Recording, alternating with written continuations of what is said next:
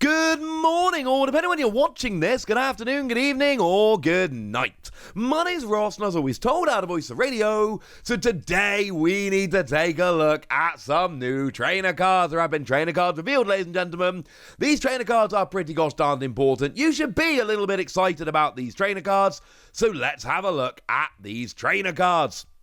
There are a bunch, and I think, like I said, I think they're worth getting a bit excited about. Shout out to the lovely Antoine Boulet. I did some of these translations. Antoine did all of these translations. And I read the cards, and I'm like, oh, I think that's what they do. And then I checked with Antoine, and I had a pretty good rate today, to be honest with you. But we need to give Antoine a bit of love for doing these translations. But I did largely do them myself. And that makes me very happy indeed. So, let's start off having a little bit of a look. Let's start off with Katy. Depending on which direction you went, left or right, out of Mesagoza at the beginning of the game, you either saw this trainer quite late in the game and destroyed her team, or quite early and she might have been a bit of a challenge. Now what we've got here is a very simple, shuffle your hand into your deck, draw 8 cards, but if you use this card, your turn ends. It's a very good shuffle draw, but it ends your turn. And it really is as simple as that. This is the kind of card we are going to see a huge amount of people playing, but this is a good kind of one-off. This is a really nice, to be fair, I actually kind of like this with Luminion. The deal being that essentially you play Luminion turn 1, go and search this out, and then do a shuffle draw 8 to end your first turn. Because obviously turn 1, when you're not allowed to attack anyway, what's the downside of using this? And a lot of the time, you're not going to want to end your turn. But really, this is going to be for decks that don't attack. For those disruption decks that don't feel the need to attack, that are sitting there blocking, things along those lines, this card could be really good. It's not necessarily going to see a huge amount of play in every deck. That's not what I'm saying. But it has a lot of potential to be good in a bunch of decks. And that makes a big difference. What I think is going to become a staple in an awful lot of decks is Miriam. And I needed apparently to visit the nurse more often in Scarlet and Violet, because it took me a minute to remember who Miriam was. She's a school nurse. But apparently I didn't go and see her often enough, so sorry about that. I love, because she's a Pokemon recovery card and she's a nurse, and that is beautiful. Choose up to 5 Pokemon from your discard pile, reveal them, and shuffle them into your deck. And then draw 3 cards, and that last little bit. Oh, I love it. Because the thing is, right, that turns it from an, I can't afford to play this to, okay, that's fine.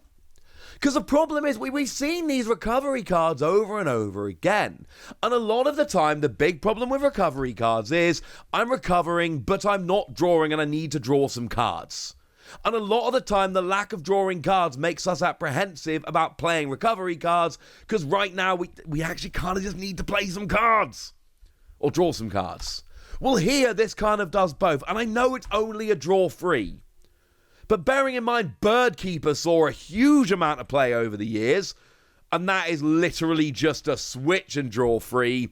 You had better believe that a recover 5 and draw 3 is going to be big. Because, and take something like Clara. Clara's seen a huge amount of play. It gets 2 Pokemon and or 2 energy from your discard pile into your hand. And admittedly, it is Pokemon and energy, and it is to your hand, not to your deck. But a lot of the time, the reason why Clara is so good is because one of the Pokemon you get can give you a little bit of draw. Whereas something like Brock's Grit, as an example, great card, saw some play, but every time you played Brock's Grit, you knew you weren't going to be able to draw any cards this turn. Shuffle 6 and any combination of Pokemon and basic energy from your discard pile into your deck, but then you're not playing a draw supporter this turn. Here it's 5 and it's only Pokemon, not energy, but the fact that you're drawing 3 as well is huge. This is going to see a redonkulous amount of play. Now, my boy Kato is back doing stadiums. We've already seen Beach Court. That makes me happy. Well, now we got Mesagoza here as well. Also, right, I mean, I've been loving that Kato's been doing these stadiums, and whoever has allowed them to do that is amazing. But this is like the iconic kind of city image from Scarlet and Violet, the games, and having Kato on that assignment, just whoever it is that decided that, if you ever meet me, I owe you a drink, because you're a wonderful person. And I suppose Kate over, doing the artwork. What we've got here is a really good stadium. Once during each player's turn, that player may flip a coin. If heads, that player searches their deck for a Pokemon and puts it into their hand. Now, here's the big thing about this card.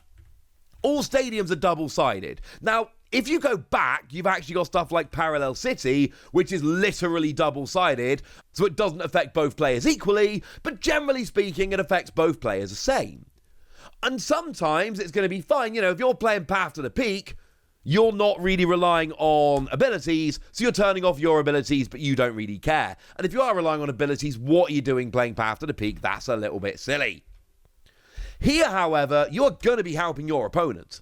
This is absolutely going to be a card that helps your opponent, but it might not help them the same as you.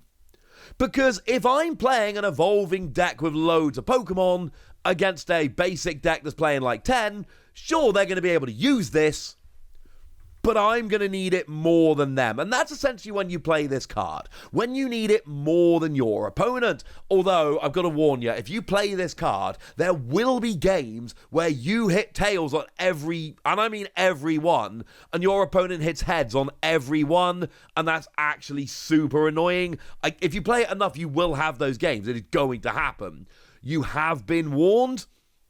But if you're playing a real Pokemon-hungry deck, especially evolution decks, you are going to need all the Pokemon you can get your hands on, and it's going to be worth putting your opponent in a position where they might be able to use this card. It is going to be worth it for that. This is a great stadium. Not everyone's going to want to play it for the obvious reasons, but this is good. Now, Picnic Basket, I don't really like it as a card, but it's the first Okacheke trainer card. I love me some Okacheke. Okacheke's only done Pokemon up till now. In this set, Okacheke's done a trainer card. Also, I can't be sad, because this is not as good as an Okacheke Pokemon. Sorry if that sounds mean. But Okacheke did Tatsugiri, which is literally one of my favourite artworks I have ever seen on a Pokemon card. I have literally just been staring at it while working all morning. It's so good. I cannot get over how good this card is. It is legitimately one of my very, very favourite cards I've ever seen. So having a little Picnic Basket as well is kind of lovely. As for what the card actually does, it heals 30 damage from all Pokemon in play, yours and your opponent's. And again, weirdly enough, this is kind of how I feel about Mesagoza. It's kind of dependent when you play it. You need to be a little bit careful. But if you're getting one-hit KOs, this doesn't matter. If you are playing a deck that is really reliant on tanking hits and healing, even when it helps your opponent, it's going to help you way more. But this is a card you have to be very, very careful about, because we're going to see games where you play this and you don't think it matters, and then 6 turns down the line, you're 20 damage away from a KO from a Pokemon you just healed 30 from 6 turns earlier. There are going to be games this goes horribly, horribly wrong. But there are going to be games where it goes horribly, horribly right. Now, Team Star Grunts are coming back, and it is a Grunt card. It's getting rid of energy. That's lovely. Choose an energy attached to your opponent's active Pokemon and put it on top of their deck. I don't really care about this card. I'm almost certainly not going to play this card. It's not my kind of card. But there are a bunch of people out there who like playing disruption decks, who are absolutely going to love playing this card. For me, I'm a big fan of single energy attackers. I'm not trying to play control, and I'm not playing multiple energy attackers. So for me, this card, I'm not going to use it, and it's not really going to affect me unless I wildly change my deck building style, which I'm going to be honest, hasn't happened in a decade. I don't see it happening now. But for some people, this is going to be huge. And it's going to be amazing. And it's the kind of card they've been waiting for. Though it's only from your opponent's active, not from their bench. And it puts it on top of their deck, rather than actually getting rid of it, so they're going to draw into it next turn. But that's actually kind of good. Because if your opponent doesn't have much in their hand, if they don't have a supporter, etc., not only does this take an energy off the field, but it guarantees that your opponent is going to top deck the energy that you just put back. So they know they're not getting a supporter, and that is actually one of my favourite things about this card. It's not just that you get rid of an energy, although the energy denial is going to be big for some people. It is the fact that you are ruining your opponent's top decks, and that is lovely. Also, quick shout out. We know that Pokemon Scarlet and Violet in Japan are separate sets at this point. Well, this is in Pokemon Scarlet, and they are wearing the Pokemon Scarlet uniform, and I just think that's a really nice touch. Now, the last new card we need to have a little bit of a look at here is Youngster, and Youngster is a simple shuffle draw 5. It says Youngster, it's obviously Shauna. It's Shauna. It's literally Shauna. This is exactly the same card as Shauna. It's not called Shauna.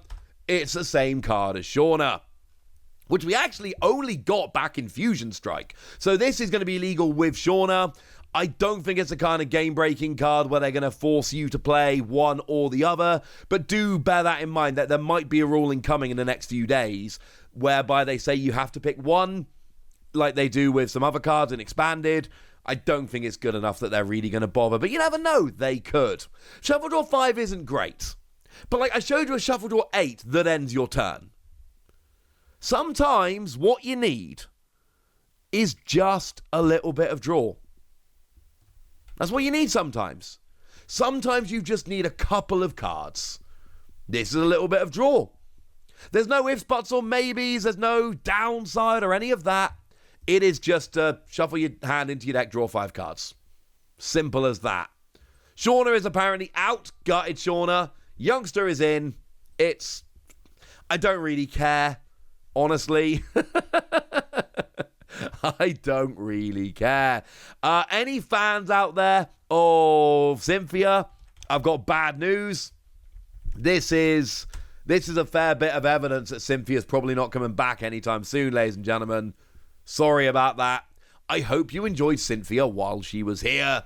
And it's not a new card, but just a confirmation that we are getting a reprint of Rare Candy, which we kind of knew. We always get Rare Candy. Rare Candy never rotates. And in Japan, they had a reprint, so it didn't matter. But just a quick confirmation that, yeah, Rare Candy's back. We don't need to talk about it. It's Rare Candy. We all know what it does. But just confirmation that, yes, Rare Candy is coming, and that's a thing. Right, there we go, ladies and gentlemen. Those are the new trainer cards you need to know about, and now it's over to you guys. Which of these do you think are going to be big? Which are going to be important? Which do you like? Which do you hate? Go nuts in the comment section, but be nice! And then make sure you like this video, subscribe to this channel, follow me on Twitter at TheWasi. That's where we talk about Pokemon and card games and Pokemon card games, all kinds of fun things. And please do consider checking out patreon.com/PTCG Radio, where you can support the channel, get some bonus podcasts, join a Discord where we chat about Pokemon or anything else you want to talk about. And you can get shout-outs on these videos, like the lovely Trevs99, who's been a supporter of ours for a few months now and seems to be a very lovely person. So thank you for all the support, and thank you for being a very lovely person. But by far the most important thing, as always, look after yourselves till next time, would ya? Thank you very much for watching. My name's Ross, and you've been watching PTCG Radio.